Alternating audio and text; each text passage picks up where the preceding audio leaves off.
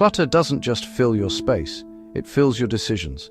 This simple truth often remains unspoken, buried beneath the visible accumulation of objects that populate our homes and lives. We tend to see the stacks of papers, the crowded shelves, the overfilled drawers, as a problem of organization or storage. We believe if we just had more room or a better system, the issue would resolve itself. But this perception overlooks a deeper, more fundamental mechanism at play. The physical world we inhabit is not a passive backdrop. It is an active participant in our cognitive processes. Each object that rests in our field of vision carries a silent demand. A pile of unopened mail is not merely a stack of paper.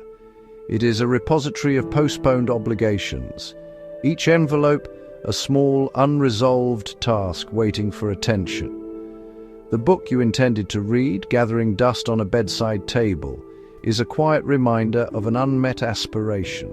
These items are not inert. They are placeholders for choices yet to be made, for actions yet to be taken. They create a low-level, persistent hum of cognitive noise that subtly erodes our capacity for focused thought, pulling our attention in a dozen different directions at once.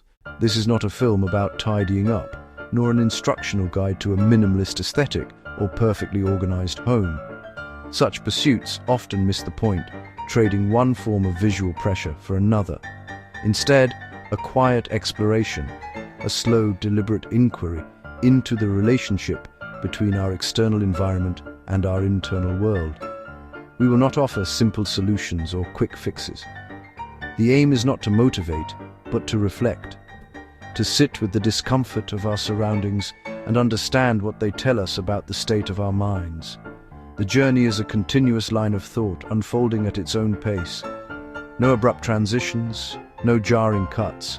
We will allow the ideas to breathe, much like a room slowly clearing, letting light and air return. This process requires patience. Set aside the impulse for speed and efficiency. Adopt a posture of quiet observation. We are not here to solve quickly, but to understand deeply and thoroughly. The accumulation of things is a slow, almost imperceptible process. It rarely happens by grand design or conscious choice. Instead, it is a gradual creep, an accretion of small, seemingly insignificant items that over time coalesce into a dense physical landscape. We do not wake up one morning and decide to live amongst clutter. Rather, we adapt to its presence incrementally, each new object finding a temporary home on a surface until that temporary nature becomes permanent. This process feels normal because its pace is so gentle and woven into daily life that we fail to notice the environment shifting around us. There is a strange and subtle comfort to be found in a cluttered space. It lies not in the objects themselves, but in what they allow us to avoid.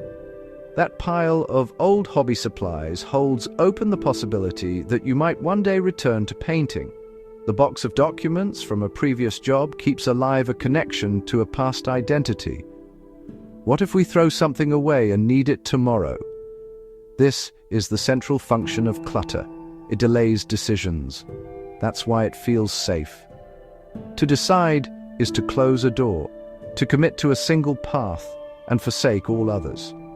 This act of closure can feel like a small loss, a minor severance from a possible future or a cherished past.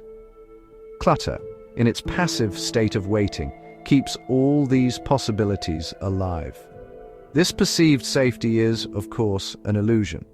While it protects us from the immediate discomfort of decision-making, it does so at a significant long-term cost. The safety it offers is the safety of stagnation, the comfort of a holding pattern that prevents us from moving forward.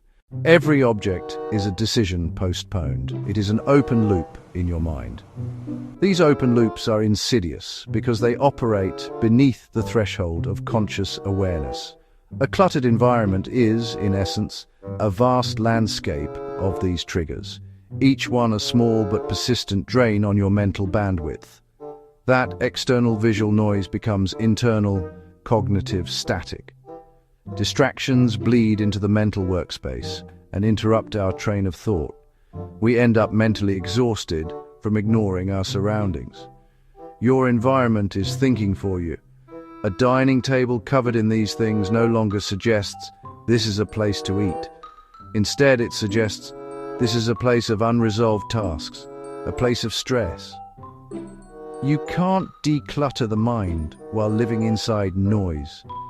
Believing you can have lasting clarity amid physical disarray is like trying to stay dry in a rainstorm without an umbrella. The environment is relentless.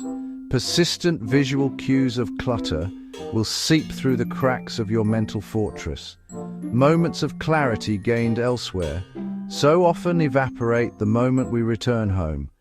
You cannot think your way out of a problem that you are constantly looking at. Decluttering is not about having less. It's about deciding. A well-structured home might hold many things, but if each item is chosen consciously, it doesn't create noise. Structure is the more potent concept. It's a framework built on deliberate choices. The closure that comes from making a final decision is profoundly liberating.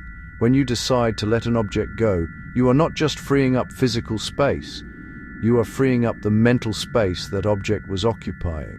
It teaches you that clarity is not something you find, but something you create, one deliberate choice at a time.